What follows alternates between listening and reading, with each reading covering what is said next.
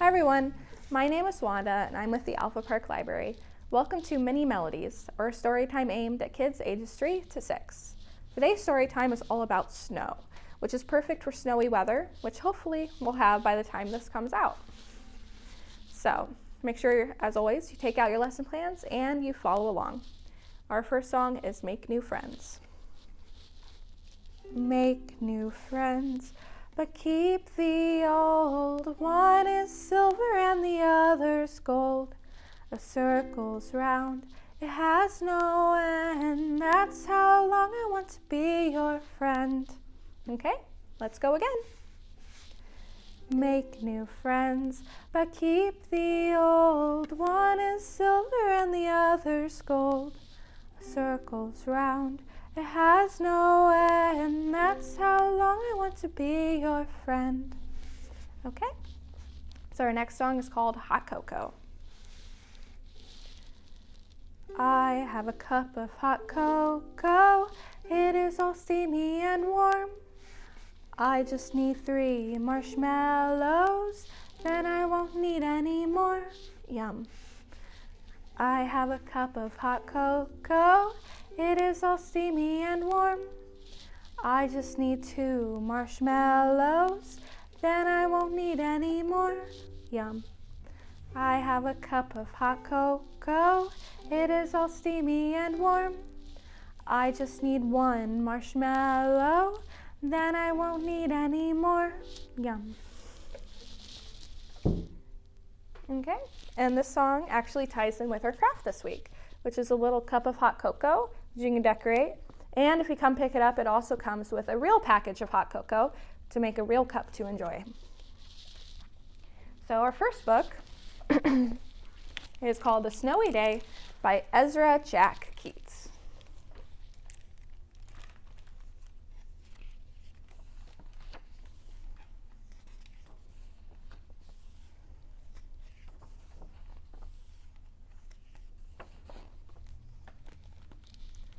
One winter morning, Peter woke up and looked out the window.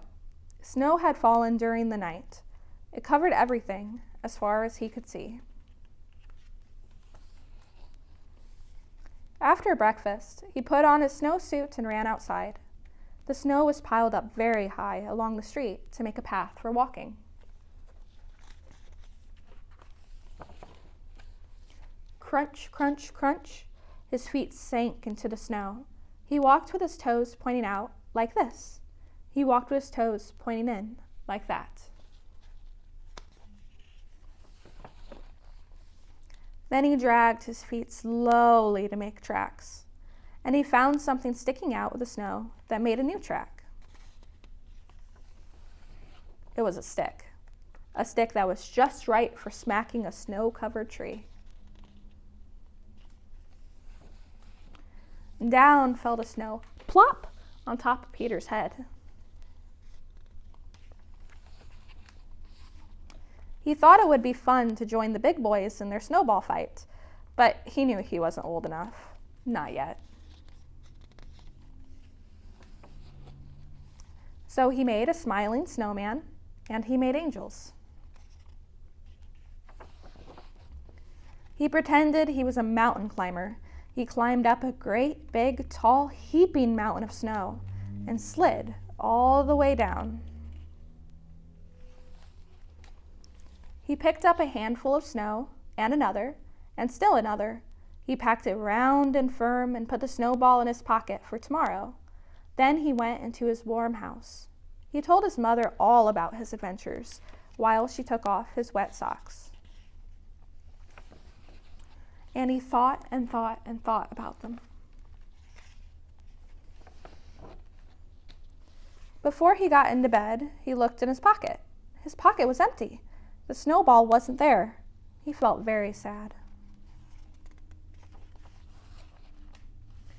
While he slept, he dreamed that the sun had melted all the snow away. But when he woke up, his dream was gone. The snow was still everywhere. New snow was falling. After breakfast, he called to his friend from across the hall, and they went out together into the deep, deep snow.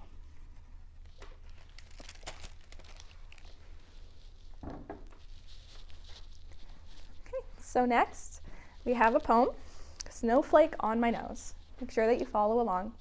There's a snowflake on my nose, on my nose. There's a snowflake on my nose, on my nose. I caught this little flake. Now I give a little shake. There's a snowflake on my nose, on my nose. Okay, let's go again. There's a snowflake on my nose, on my nose. There's a snowflake on my nose, on my nose. I caught this little flake. Now I give a little shake. There's a snowflake on my nose, on my nose. Okay, so our next book. It's a classic. It's even won the Caldecott Award. It's called White Snow, Bright Snow by Alvin Tresselt, or Tresselt.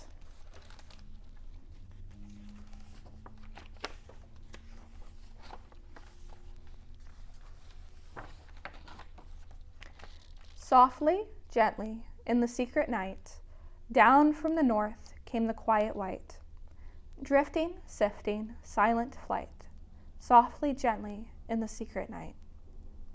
White snow, bright snow, smooth and deep, light snow, night snow, quiet asleep, down, down, without a sound, down, down to the frozen ground, covering roads and hiding fences, sifting in cracks and filling up trenches.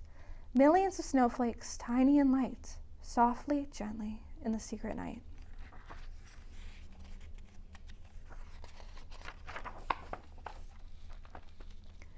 The postman said it looked like snow. The farmer said it smelled like snow. The policeman said it felt like snow, and his wife said her big toe hurt, and that always meant snow. Even the rabbits knew it, and scurried around in the dead leaves, while the children watched the low gray sky, waiting for the first snowflake to fall.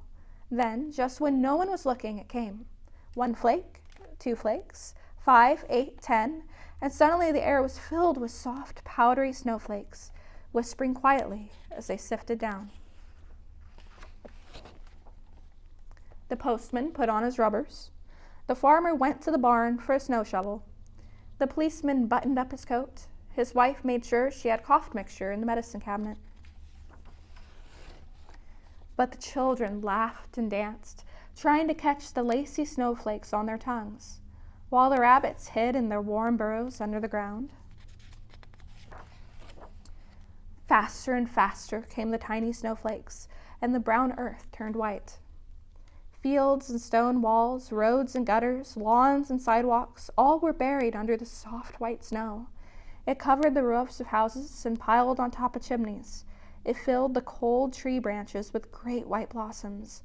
And when night came, icy cold snowflakes sparkled in the light of the street lamps. The postman slipped and fell into a snowbank. The farmer dug a path from his house to the barn. The policeman got his feet wet and had to soak them in a tub of hot water. His wife put a mustard plaster on his chest so he wouldn't catch cold. The rabbits stirred in their sleep, deep in their warm burrows under the ground, under the snow, and the children dreamed of snow houses and snowmen as they slept in their snug beds under the rooftops, under the snow. Silently, the frost made pictures of ice ferns on the window panes. Then, without a sound, just when everybody was asleep, the snow stopped, and bright stars filled the night. In the morning, a clear blue sky was overhead, and blue shadows hid in all the corners. Automobiles looked like a big fat raisin buried in snowdrifts. Houses crouched together, their windows peeking out from under great white eyebrows. Even the church steeple wore a pointed cap on its top.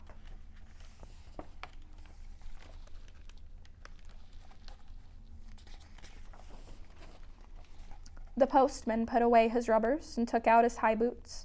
The farmer milked his cows in a barn filled with bright snowlight. The policeman had a chill and stayed in bed. His wife sat in a rocker and knitted a long woolen scarf for him. The rabbits hopped about as best they could, making long, funny rabbit tracks in the soft snow. The children made a snowman, a snow house, a snow fort, and then had a snowball fight. The wind pushed light puffs of white from the branches, while the melting snow on rooftops drip, drip, dripped into long, shiny icicles.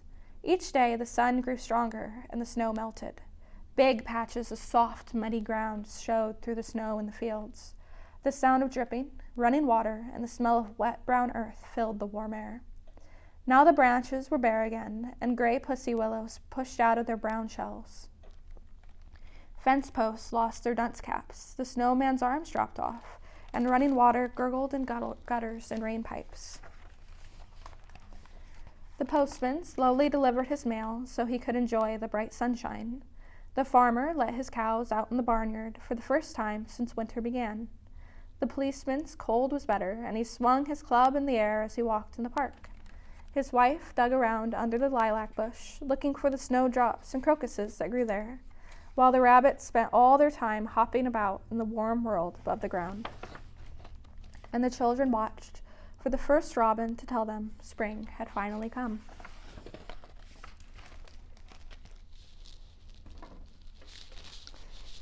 Okay, and now we have one last song. We're going to sing Frosty the Snowman. Well, if you know it, make sure that you follow along. Thumpity thump thump, thumpity thump thump, look at Frosty go. Thumpity thump thump, thumpity thump thump, over the hills of snow.